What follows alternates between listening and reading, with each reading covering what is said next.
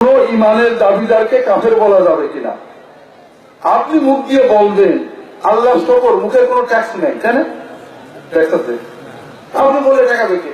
তবে রাসূলুল্লাহ সাল্লাল্লাহু আলাইহি ওয়াসাল্লাম থেকে ৮-৯ জন সাহাবী বিভিন্ন সনদে মুতাওয়াতির হাদিস, যদি কেউ কোন ইমানের দাবিদার, সে বলছে আমি মুসলমান, এইরকম কাউকে যদি কেউ কাফের বলে, আর ও যদি প্রকৃতপক্ষে আল্লাহর কাছে কাফের না হয়, তাহলে কাফের হবে কে? যে বলল সে হয়ে যাবে। তো ভাই বিশ্বাস করেন, আল্লাহ রসুল সাল্লাল্লাহু আলাইহি ওয়াসাল্লাম সাহাবীদের সুন্নত হলো যে নিজেকে মুমিন বলবে তাকে কাফের বলা যাবে না, তাকে বলতে হবে তোমার এই কাজটা খারাপ, এই কাজটা কুফরি, এই কাজটা শিরকি, এই কাজটা খারাপ, এইটা ভালো না, কিন্তু তুমি কাফের এটা বলা যাবে না যতক্ষণ সে নিজে কাফের বলে স্বীকার করবে।